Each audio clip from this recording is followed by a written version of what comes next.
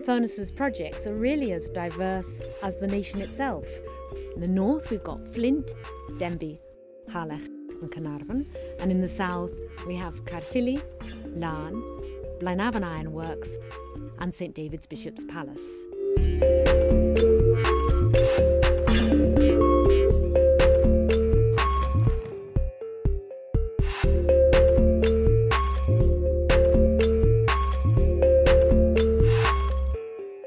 Some of the sites are looking at mythic beginnings of Wales, others are looking at the Bronze Age. Denbigh is a glorious project where there's a study of the pursuit of gold using the Mould Gold Cape as its very heart. Then we're right in Blaenavon, we're looking at the industrial heritage. But then there's also sort of cutting-edge arts installations, sound technology projects in other sites. So each of these sites are going to really be inhabited by thousands of young people trying to interpret their stories in their own way.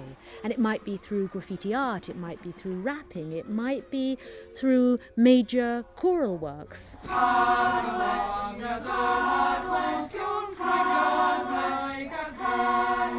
The projects are beautifully encapsulated by a pilgrimage that will be taken across Wales, starting at Llantony in June 2012, a 22-day trek where people will be invited to take this journey, which could be either a spiritual or a secular journey, arriving at St David's in July 2012.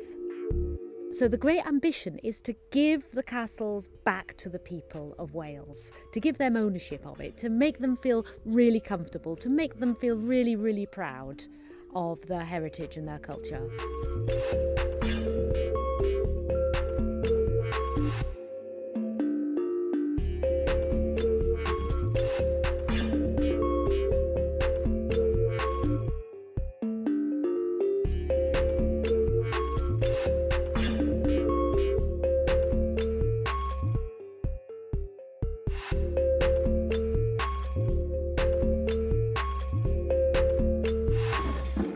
Cauldrons and Ffwrnais is a very far-reaching project, working with over 40 secondary schools, 130 primary schools, national parks, a train line, colleges, universities, youth theatre groups, music services, and then over 60 artists who are inspiring the young people. I love my town, and I think it's fabulous that we've been given this opportunity to show the rest of the United Kingdom and the rest of the world of this fabulous country and castle.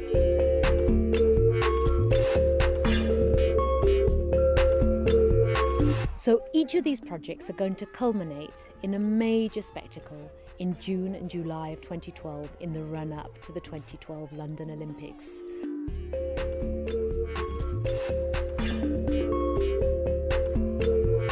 The legacy for this project is that nobody in Wales or beyond the border will look at the castles quite in the same way again.